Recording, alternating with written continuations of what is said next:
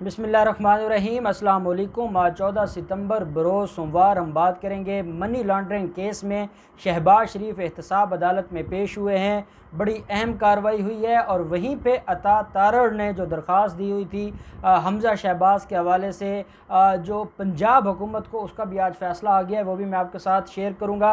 पहले हम बात कर लेते हैं शहबाज शरीफ को दोनों बेटे, शहबाज शरीफ की दो बेटियां और वाइफ के ख़िलाफ़ मनी लॉन्ड्रिंग, आमदन से ज़्यादा सासाजात केस की आज समाअत थी। और आपके इल्म में है कि इसमें रेफरेंस फ़ाइल हो चुका है और रेफरेंस फ़ाइल होने के बाद जो तलबी है मुलज़मान की, उसमें केस में वो प्रोसीडिंग्स चल रही हैं जिसमें नॉन बेलेबल वारंट जारी किए गए थे सलमान शहबाज के। उसकी रिपोर्ट भी आज जमा हुई है।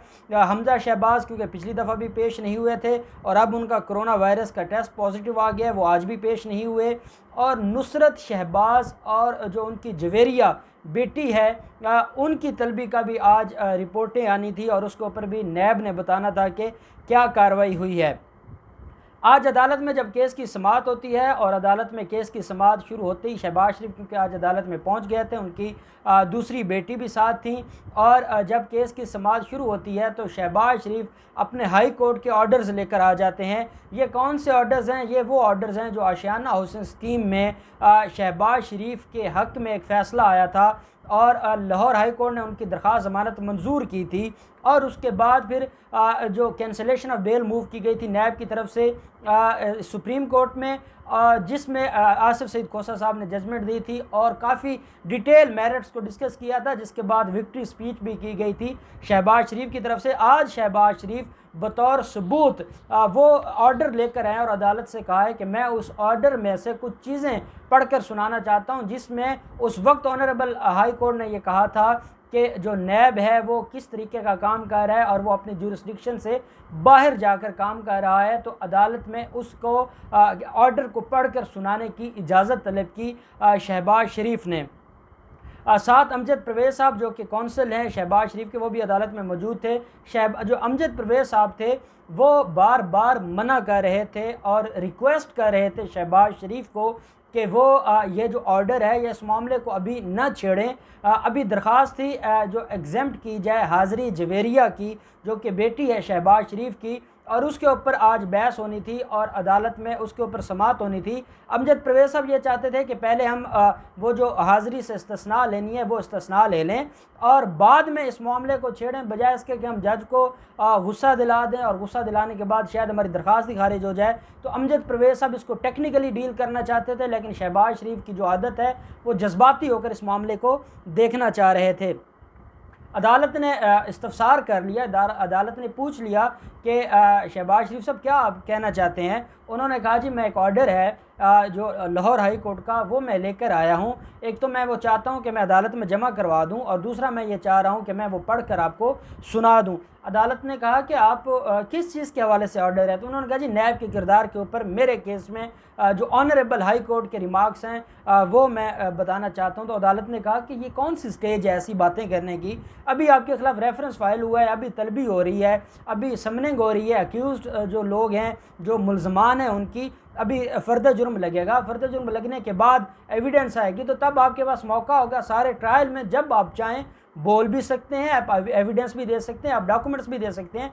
तो अभी आप क्यों इस मसले पर बात करना चाह रहे हैं या क्यों ज़रूरी हो गया है? तो शहबाज शरीफ कहते हैं जनाब ज़्यादती हो रही है, मेरी बीवी और मेरी बेटियों को सियासत का जो पॉलिटिकल विक्टिमाइजेशन है उसका निशाना बनाया जा रहा है। मुझे इस बात की सज़ा दी जा रही है कि मैंने अवाम की पहले खिदमत की और अब अवाम के हक़ में आवाज़ बुलंद करता हूँ। जनाब मेरी बीवी और बेटियों को अदालत के कटहरों में बुलाया जा रहा है, मेरे लिए बड़ा मुश्किल हो गया सारी चीज़ों को बर्दाश्त करना। मैं अदालत के सामने ये सारी चीज़ें रखना चाहता हूँ कि क्यों ना मैं अदालत को बताऊँ कि नैब का किरदार क्या है और नैब जो मेरी बीवी और मेरी बेटियों के ख़िलाफ़ कार्रवाई करना चाह रहा है मैं उसको रुकवा सकूँ। और मेरे लिए बड़ी हद की इज़्ज़त है कि मेरी बेटियां अदालत के कटहरे में आएँ या मेरी बीवी अदालत के कटहरे में आए।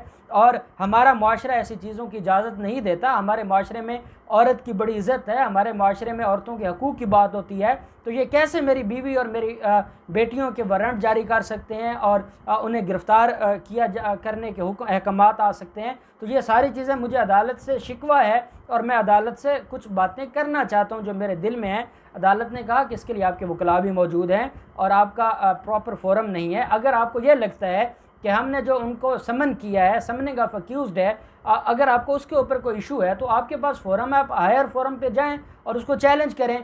अगर आप वहाँ उस ऑर्डर को चैलेंज नहीं करते तो जो ऑर्डर हमने करना था वो हमने कर दिया है, अब हम उस ऑर्डर को चैलेंज नहीं कर सकते। और दूसरी बात यह है कि अगर कोई मुलव्वस है किसी ऑफेंस में और हमारे कानून ने कहीं ये नहीं लिखा कि वो बीवी हो किसी बड़े आदमी की या बेटी हो और सिर्फ इस वजह से कि वो कोई सियासी बैकग्राउंड रखने वाले लोग हों या वो कोई पब्लिक फिगर हों तो उनकी बीवी और बेटियों को अदालत में नहीं बुलाया जाएगा। तो अदालत ने ये बात की कि जो मुल्ज़मान हैं उनको बुलाया जाएगा और उनके ख़िलाफ़ कार्रवाई होगी और इसके ऊपर कोई डिबेट नहीं होनी चाहिए।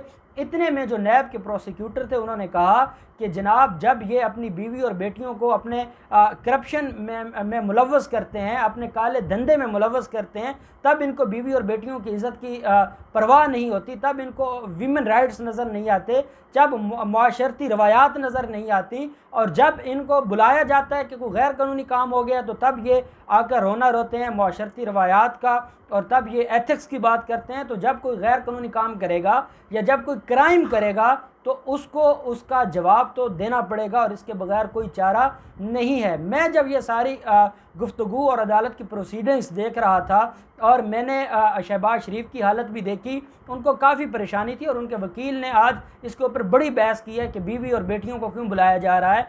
तो मैं सोच रहा था कि ये जिन लोगों ने मॉडल टाउन में मासूम औरतों के मुंह में गोलियां मरवाई थी और उनको कत्ल और शहीद करवाया था और कितनी प्रेग्नेंट औरतों को इन्होंने शहीद किया, इन्होंने 100 से ज़ायद मासूम लोगों को ज़ख्मी किया, 14 लोगों को इन्होंने कत्ल किया और इसके अलावा इन्होंने कितने लोग रखे हुए थे जिनके ज़रिए ये मुख्तलिफ़ कत्ल करवाते थे। आज जब अपनी बारी आई है तो उनको बड़ी तकलीफ़ हो रही है।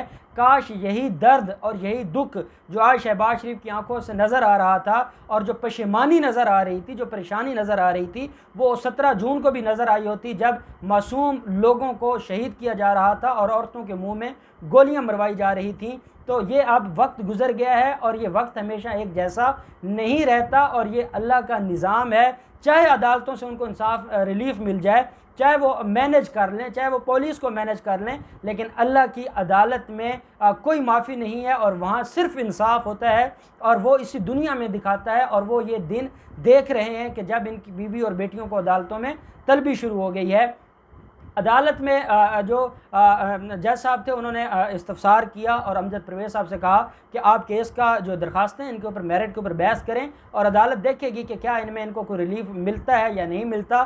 साथ अदालत ने यह कहा है कि आप ये तो छोड़ दें कि हम उनको नहीं बुलाएंगे क्योंकि जिनको बतौर मुल्ज़िम लिस्ट में शामिल कर दिया गया है उसको अदालत तो आना पड़ेगा। अब बात हो जाती है कि आज अगर नहीं आई तो उनको क्या रिलीफ दिया जा सकता है, इसके ऊपर हम बात कर लेते हैं। तो जिसके ऊपर उन्होंने कहा जी कि हमने हाज़िरी से इस्तिस्ना की दरख्वास्त दी हुई है और हम हाज़िरी से इस्तिस्ना की दरख्वास्त हमारी मंजूर की जाए। हमजा शहबाज को कोरोना वायरस हो गया है, जवेरिया आ नहीं सकती, तो हमें इसमें जो है वो रिलीफ दिया जाए और हाज़िरी से इस्तिस्ना दी जाए। तो नए प्रोसिक्यूटर्स ने कहा कि हम भी औरतों की बड़ी इज़्ज़त करते हैं, हमें ये नहीं कि अदालतें एग्जेम्प्ट करती रहती हैं हाज़िरी से और किसी तारीख पर अगर कोई किसी की मजबूरी है वो अदालत में ना आए, लेकिन जो परमानेंट ये एग्जम्पशन मांग रहे हैं और ये चाहते हैं कि समनिंग हो ही नहीं और इन सारे लोगों की, तो उसके ऊपर हमारा एतराज़ है और हम उसको डिफेंड करेंगे। लेकिन जो एक दिन की हाज़िरी है उसकी हद तक हमें कोई एतराज़ नहीं है क्योंकि रिपोर्टें जमा हो चुकी हैं हमजा शहबाज की हद तक भी, तो उसमें हमें कोई एतराज़ नहीं है।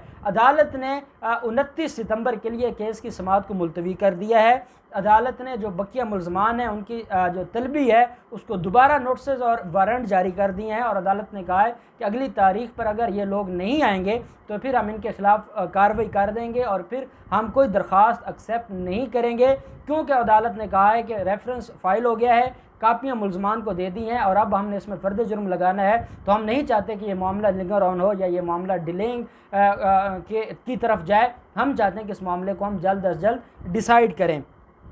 जब अदालत में 29 सितंबर की तारीख हो जाती है, शहबाज शरीफ बाहर आते हैं और आकर मीडिया से गुफ्तगू करते हैं, तो वहाँ पर शहबाज शरीफ ये कहते हैं कि सियासी इंतकाम की भी कोई हद होती है। कभी कोई अपने सियासी जो मुखालफीन हैं उनकी औरतों के ख़िलाफ़ या बच्चियों के ख़िलाफ़ कार्रवाइयाँ नहीं करते, वो सिर्फ़ और सिर्फ उन लोगों के ख़िलाफ़ कार्रवाई की जाती है जिनके साथ आपकी मुखालफत होती है। लेकिन इमरान खान इस हद तक गिर गए हैं कि वो हमारी बच्चियों और हमारी बीवियों के ख़िलाफ़ भी कार्रवाइयाँ करवा रहे हैं, और एक दिन आएगा कि हम इनसे इंसाफ मांगेंगे। साथ जो अता तारड़ थे, जब ये सवाल पूछा गया कि हमजा शहबाज को मुंतकिल किया जाना था जेल से हॉस्पिटल में, तो उस दरख्वास्त का क्या बना है, तो अता तारड़ ने कहा है कि वो दरख्वास्त हमारी खारिज कर दी है पंजाब हुकूमत ने, और हमें इसके ऊपर बड़ा दुख है। और उन्होंने कहा कि अगर जेल से हॉस्पिटल मुंतकिल ना किया तो नून लीग घेराव करेगी, वज़ीर आला हाउस का, वज़ीर आला ऑफिस का घेराव किया जाएगा, हम धरना देंगे और हम इस जुल्म के ख़िलाफ़ आवाज़ बुलंद करेंगे, और हम पूरी दुनिया को बताएंगे कि एक मज़लूम जेल में है और उसको कोरोना वायरस उसका पॉजिटिव आ गया है, वो ज़िंदगी और मौत की कशमकश में है, लेकिन पंजाब हुकूमत उसकी इजाज़त नहीं दे रही कि उसको इत्तेफाक हॉस्पिटल में दाखिल करवाया जाए। तो इसके ख़िलाफ़ हम धरना देंगे और इसके ख़िलाफ़ हम घेराव करेंगे, हम इसमें जो वज़ीर आला हाउस है उसके बाहर एहतजाज करेंगे। अब ये एहतजाज कब करते हैं ये बात उन्होंने नहीं बताई, लेकिन धमकी ज़रूर दी है कि हम इसके ऊपर बड़ी कार्रवाई करेंगे और हम घेराव करेंगे वज़ीर आला हाउस का।